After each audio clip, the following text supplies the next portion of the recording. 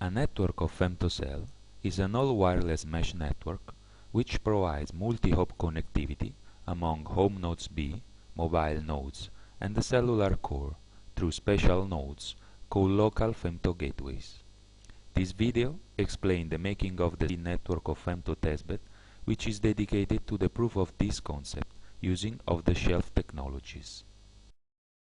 This picture presents the main building blocks of the testbed that has been deployed in the first floor of the CTTC building.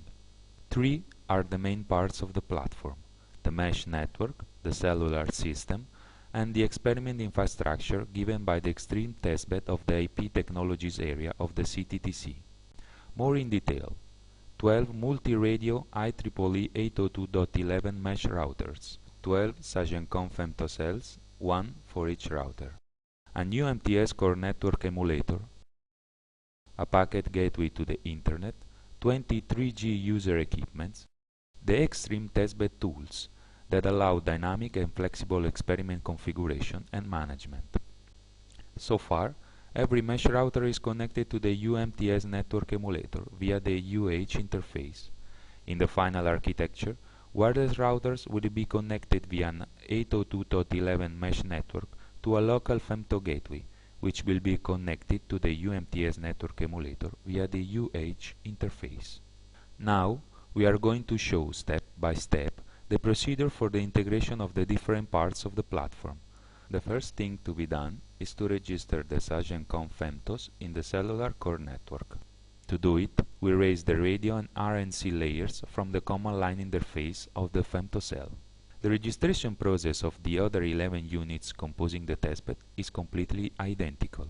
These messages show the registration signal exchange between the femto and the core network. The registration procedure is completed, so the first unit is ready to start accepting cellular users on its coverage area. Now, let's show how an user equipment is attached to the network. Let's plug the UMTS HSPA data card in the laptop.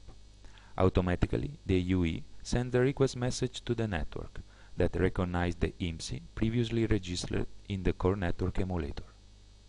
The messages captured by the emulator show that the UE has been correctly registered and attached to the 3G network. Now, let the UE request a PDP context to start a data session later. Again, messages show the signaling between mobile node and the core network. Once the procedure has been successfully completed, the mobile node has a new point-to-point connection available with the packet gateway, and from there to external networks. To test the external connectivity, let's generate a synthetic UDP downlink flow of 1 megabit per second between one node in the lab and the UE.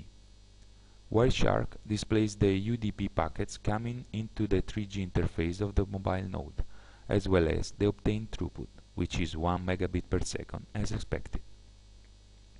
This is just the preliminary stage of the network of femto testbed implementation. Wireless connectivity among mesh routers, routing protocols, load balancing procedures are other features that will be inserted in the future.